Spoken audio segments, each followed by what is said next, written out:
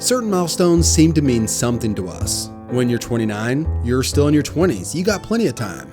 And then you turn 30, and holy hell you're old. This same sort of logic applies to sports statistics. When a running back rushes for 1,000 yards, it's considered a career milestone, versus some scrub who mustered 900 yards.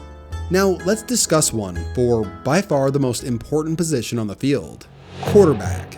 The yardage number synonymous with success for a signal caller is the illustrious 4,000-yard passing season. It's the equivalent to passing for 250 yards on average for 16 regular season games. Although impressive, it's certainly attainable for an above average and sometimes even an average NFL starting quarterback. 10 quarterbacks reached this mark in 2023, and somewhere around 8 to 13 guys reached it every year in the last decade. In the 80s and 90s, however, it was much tougher, as 0 to 5 guys would reach this mark yearly. But over the span of many decades, every single NFL franchise has managed to produce at least a 4,000-yard passer. Well, with the exception of one. There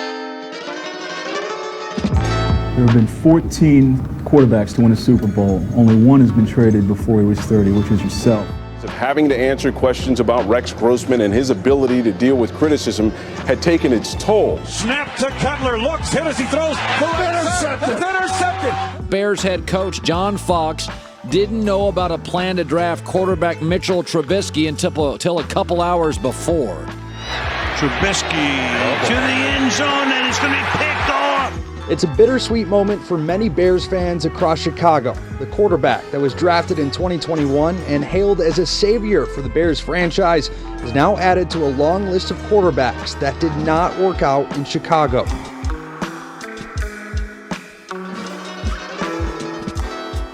Building a team without a good quarterback is a problem waiting to happen, kind of like using your devices without a VPN, which leads us into today's video sponsor, IPVanish. Use IPVanish's VPN today and access an unrestricted internet privately and securely, with access to the world's most popular websites and most popular apps right at your fingertips. The IPVanish network is secured with advanced encryption standards, which have been independently verified to ensure your personal data is safe and secure. No user traffic logs, with over 2,200 VPN servers in 75 plus locations around the world. IPVanish's VPN simplifies online security at home and on the go, with setups for desktop, mobile, consoles, and routers. And here's my favorite part. You can stream sports from anywhere, allowing you to keep up with all your team's games while traveling. Use it to access content that you otherwise couldn't access. Try IPVanish's VPN for 30 days risk-free and save on the yearly plan by going to ipvanish.com/KTO or click the link at the top of the description. 84 quarterbacks have started at least one game for the Bears throughout their history. Their best one played in an era that barely resembles the game today. Sid Luckman was one of the best quarterbacks of his era, so technically the Bears have one of the GOATs relative to his time period. Luckman is a Hall of Famer and 4-time NFL champ, but how are we supposed to value this time period relative to today? We're talking about a time where pro football wasn't that popular. Players weren't making a ton of money and often worked outside jobs. On any given year, a team of college all-stars could beat the previous year's NFL champion. So at the very least, this era has to have some sort of asterisk. Other notable pre-Super Bowl era Bears quarterbacks included Ed Brown and Billy Wade. Overall, the pre-Super Bowl era was a special one for the Bears, as they won 8 NFL championships during this time. Following the '67 season, longtime head coach George Halas officially retired. He ended his coaching career the winningest coach in league history, a record that would stand for over 25 years. After Halas exited the sideline, the Bears entered a new era, and if there was one word to describe the next 16 years, it would be irrelevant. They had 4 different head coaches in that time, none lasting longer than 4 years. As for quarterbacks, they tried a handful of guys who never seemed to click. They brought in Jack Cannon from Philly, and he struggled until he had one decent year in 1970, but he couldn't recapture that success. The team drafted Bobby Douglas as his replacement, and he had success as a running quarterback, but he never developed into a decent passer. the team struggled during his time under center. In 1973, the Bears drafted Gary Huff. He lasted 2 brutal seasons as the starter before being demoted and shipped out of town. They took a flyer in the 6th round of 1975, drafting Bob Avellini, who actually was better than Huff, and this was the first time the Bears saw success in the Super Bowl era, finally making the playoffs in 1977. However, this team was built almost entirely on the back of Walter Payton. The first 15 years after George Halas's retirement saw mediocrity at best at the quarterback position. Avellini's 1977 campaign was the best single-season passing by any Bears quarterback in that stretch, and he ranked out 18th in passer rating. The best Bears quarterback in that time, at his peak, was below average. That was until the Bears drafted this guy. Quarterbacks at that time were pretty. They were pretty, they were respectable, and then comes this guy out of BYU. He was a 1980s John Hughes movie antagonist. Taking over for the Bears. Pressure on the first play. Right. Oh, I love it. Willie Galt. Jim McMahon was outspoken, irreverent, called his own plays, pissed off coaches, and went rogue at times. But despite that, he actually performed well and showed major potential. After finishing top 10 in passer rating as a rookie, McMahon won NFL Rookie of the Year in 1982 and developed into a highly effective passer by 1984, where only Dan Marino and Joe Montana finished ahead of McMahon in passer rating. Now, it's fair to say McMahon was asked to do much less than those other two, since the team was built primarily through the defense and on the legs of Walter Payton.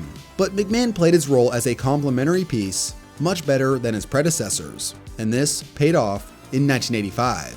The truth was, the 85 Bears were gonna win a lot of games regardless of who played under center. Steve Fuller started 5 games in place of the injured McMahon, and statistically, he was atrocious. Yet, the team went 4-1 with him as the starter and blew out most of those opponents. In the playoffs, the Bears only allowed 10 points in 3 games. It's the greatest 3-game defensive playoff stretch of all time. This isn't to say McMahon wasn't important, but he was far from the most important piece on this championship roster, and his injuries, mediocre play, and tension between McMahon and members of the Bears organization the following seasons may have prevented the Bears from winning another. 1986 was absolutely insane. 1 year after the Bears won the Super Bowl, they once again dominated the regular season. They had this 25-game run where they went 24-1. That level of dominance is what you'd see at a major college program playing cupcake teams every other week, not in the NFL. But what's even more insane was the fact of just how bad their quarterback play was. In 1986, they had 4 quarterbacks start at least 1 game under center, and they combined for an atrocious 50% completion percentage, threw more than double the amount of interceptions to touchdowns, and their combined quarterback rating would rank them near the bottom of the league. Their main starter was Mike Tomczak, who had just 2 touchdowns to 10 interceptions. But despite that, the team was undefeated with him under center. And the story goes deeper than just stats. Many believe that the 86 Bears defense was better than 1985's. However, quarterback Jim McMahon showed up to training camp 25 pounds overweight, which certainly affected his play. And ultimately, injuries derailed his season. Despite a 14-2 finish, the Bears would end up in the divisional round. Their starter for that day, Doug Flutie, completed around a third of his passes in an overall horrific performance. Considering that the Bears led at halftime, if McMahon was healthy and playing at a decent level, the Bears may have won that game. From 1985 to 1988, the Bears compiled a 52-11 record. But they were never a balanced team during that time. They had zero stability at the quarterback position and still somehow won 82% of their games. Basically, the 85 Bears is what many Chicago fans grip to. It was one truly amazing year. But in reality, the bigger story is how they fumbled away the opportunity to become a dynasty. Their best quarterback in decades was constantly hurt, and the relationship between him and the organization ended on bad terms. McMahon was traded in 1988. There have been 14 quarterbacks to win a Super Bowl. Only one has been traded before he was 30, which is yourself. Yet you seem to know that this was all going to be inevitable. Well, I felt it coming the last about a year and a half. I think it started back in '86. I hurt my shoulder the first game of the year. I should have never played again. I don't think they believed I was hurt. And he actually told me that to my face. He thought I was faking. So I think our relationship started deteriorating at that point. The Bears decided to replace him with another Jim, 1987's first-round pick, Jim Harbaugh. He was described by his college coach as the cockiest quarterback he ever had. Harbaugh eventually worked his way into the full-time starting role, and the team went on a solid 2-year run in 1990 and 1991, and Jim did what he was told to do, manage the offense. Once again, the Bears were number 1 in rush attempts. However, by 1993, Harbaugh's performance had declined, as well as the team's. Mike Ditka's 11-year run as head coach ended after 1992, and Harbaugh signed with the Colts in 1994. Immediately, he was much better with the Colts, as he led the league in quarterback rating and made a Pro Bowl in 1995. But Chicago fans weren't losing sleep over Harbaugh's improvement, because they seemed to have struck gold in 1995. Hey, if the pass game's there, you got to go with it. They go with it. Kramer to the end zone. Jennings. Touchdown, Chicago. Eric Kramer, an undrafted journeyman, had spent time in both the CFL as a starter and the NFL as a backup, proved to be decent enough in 1994 to be the placeholder starter in Chicago. Then in 1995, he randomly went off. Kramer produced 3,800 yards and 29 touchdowns to just 10 interceptions. That yardage and touchdown number still stand as the all-time best marks by any Bears quarterback ever. But even in a year with above-average quarterback play, the Bears didn't even make the playoffs due to a mediocre defense and an underwhelming run game. Essentially, this 1995 squad was the antithesis to how Chicago had built their rosters historically. So, what followed Kramer's awesome season? Well, he barely played in '96, was less productive in '97, and was injured in 1998. Back to the drawing board, and by 2001, the Bears reverted back to how they had always built rosters, primarily focusing on the defense and the run game, and hoping they hit on a quarterback. With the 12th pick in the draft, the Chicago Bears select Cade McNown, quarterback, UCLA. Here's the rookie, Cade McNown, and it looks like he will have to carry the team the rest of this quarter. Now, from the gun. Guns this one towards the end zone, and this is intercepted. Cade McNown went on to become the biggest quarterback bust of the 1999 first round, only playing in 2 NFL seasons.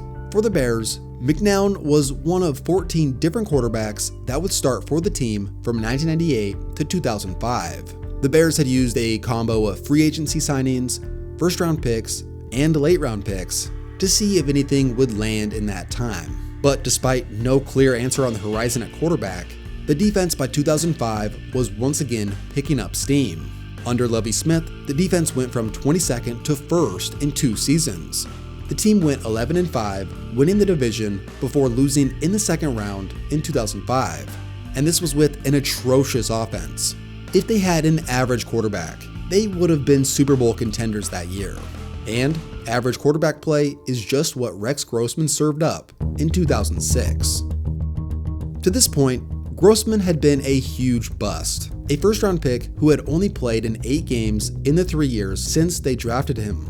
At times, he showed he could play, but the inconsistencies and lack of playtime was killing him. In the regular season finale of 2006, he went 2 of 12 for 33 yards and had 4 turnovers. Despite this, the Bears finished 13-3 with a stifling defense, an excellent 2-man run game, and Devin Hester, who had 5 return touchdowns that year as a rookie.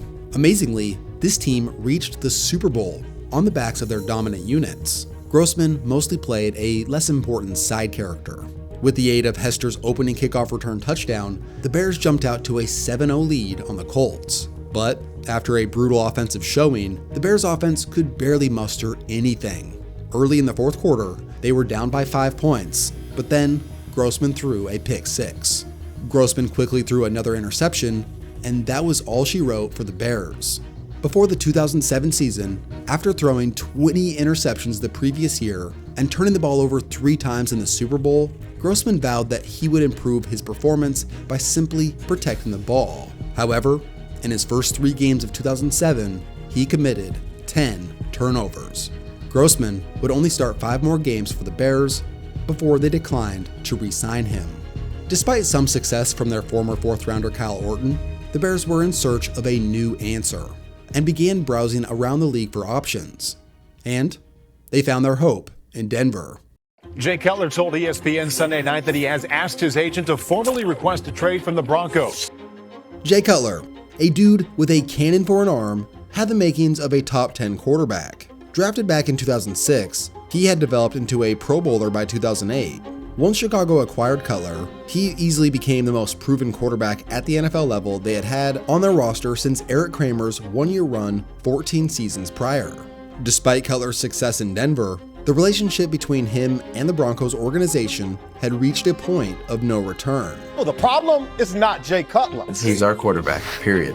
He has come out and said that he doesn't trust you. Basically, the Bears outbid everybody because they were able to throw in that additional 3rd-round pick. As the 2009 season approached, Chicago fans anxiously awaited for this new era to begin with a fresh hope. Perhaps they had finally found their dream franchise quarterback.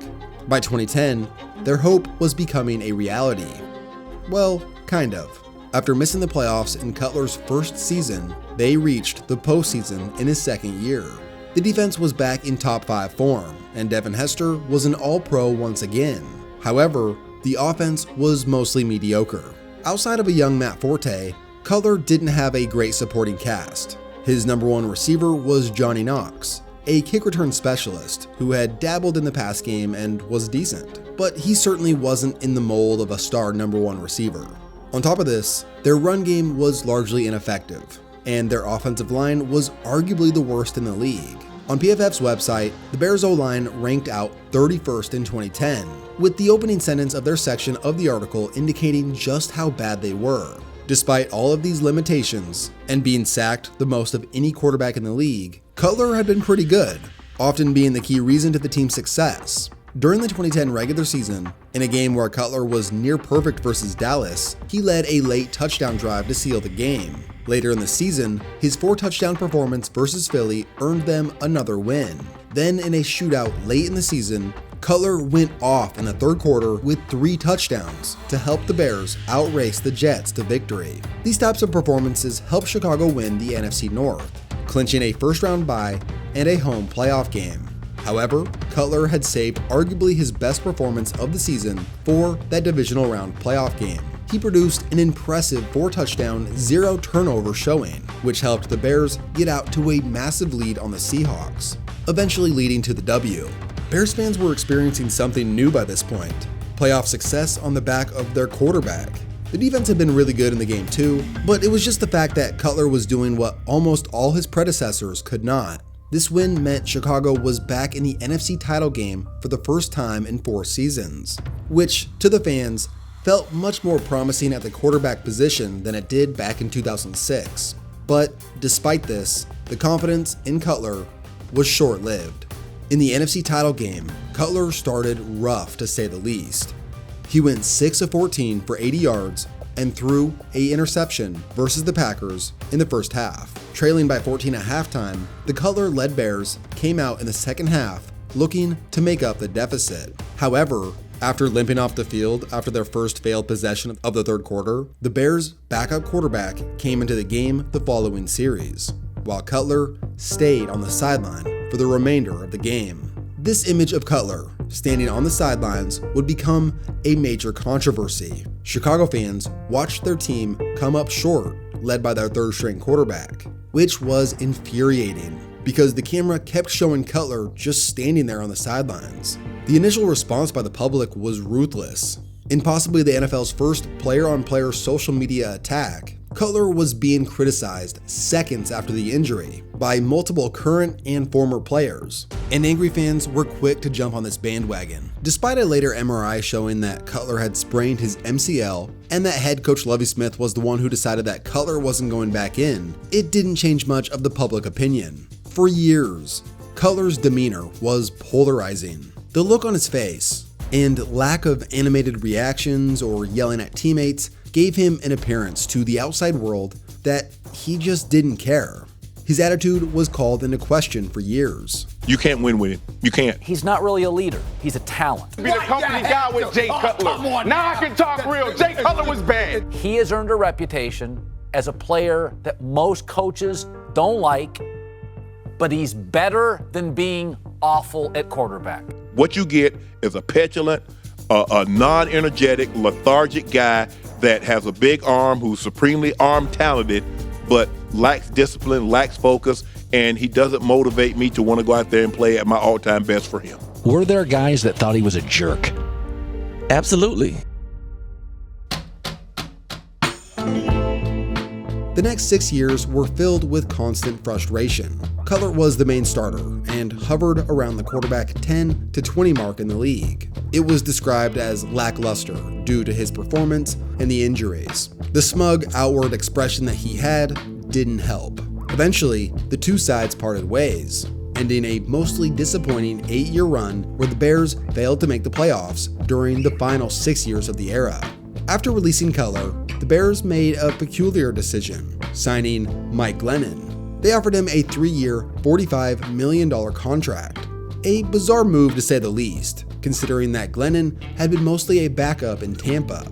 But a much bigger story during the 2017 offseason was who Chicago drafted second overall. The 2017 NFL Draft. The Bears originally possessed the 3rd overall pick, but then they traded up from 3 to 2 to draft their quarterback. With the 2nd pick in the 2017 NFL Draft, the Chicago Bears select Mitchell Trubisky, quarterback, North Carolina. And this was a move that happened without their head coach even knowing what was happening till just before the pick. Bears head coach John Fox didn't know about a plan to draft quarterback Mitchell Trubisky until a couple hours before. Of the 3 main first-round quarterbacks, Patrick Mahomes, Deshaun Watson, and Mitch Trubisky, they felt like Mitch Trubisky was going to be the best for them. As a rookie, Trubisky took over after an ugly 4 games by Mike Glennon, and Trubisky struggled, finishing 30th in the NFL in QBR. A sign of hope, however, was that the team performed well in 2018.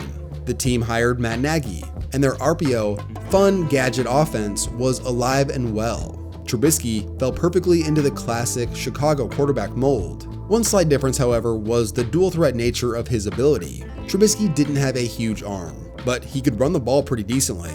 With the number 1 defense in the NFL and a decent run game, the Bears shockingly went 12-4 as perhaps the league's biggest surprise. But as massive favorites over the Nick Foles-led Philadelphia Eagles, the Bears offense struggled to convert opportunities into touchdowns and finding themselves in a win or lose field goal kick scenario with 10 seconds to go. In the 4th quarter, their fate was realized on a double doink.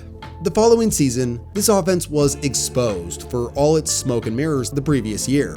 Despite a top 5 defense, the team was woeful on offense. Trubisky regressed tremendously, and the team missed the playoffs. 2020 went just as poorly for Trubisky.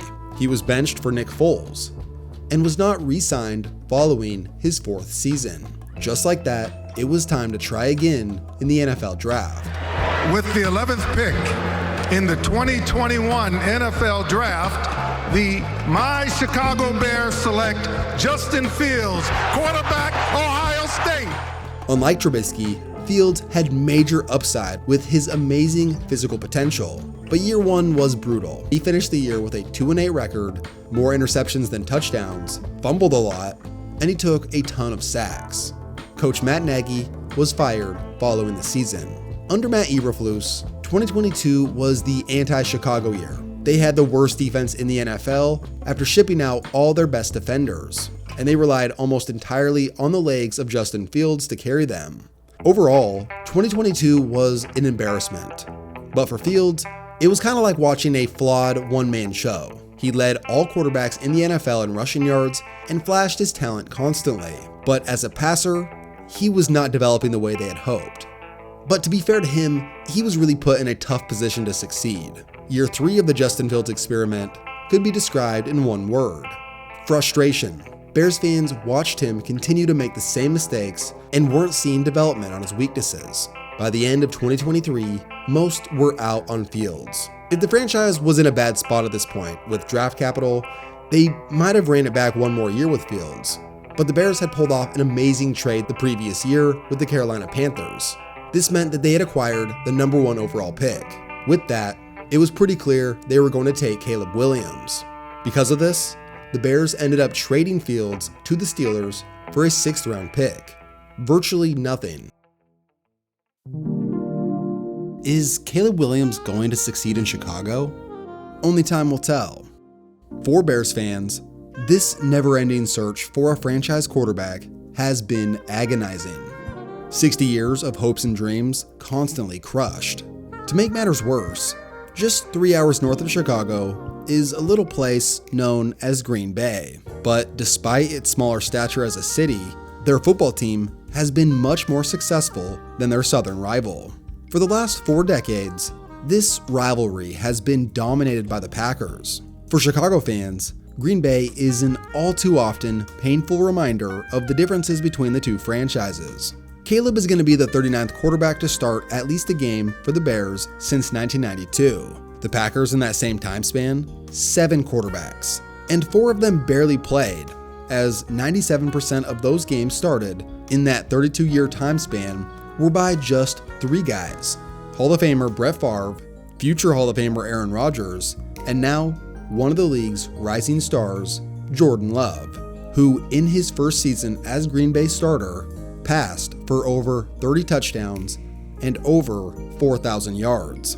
The 2 stats no Bears quarterback to this day has ever reached. Now we're down to basically this game right here almost. This holds a lot of cards. As Love on 3rd and 1 wants to go up top, looks to the end zone. The pass is on the money.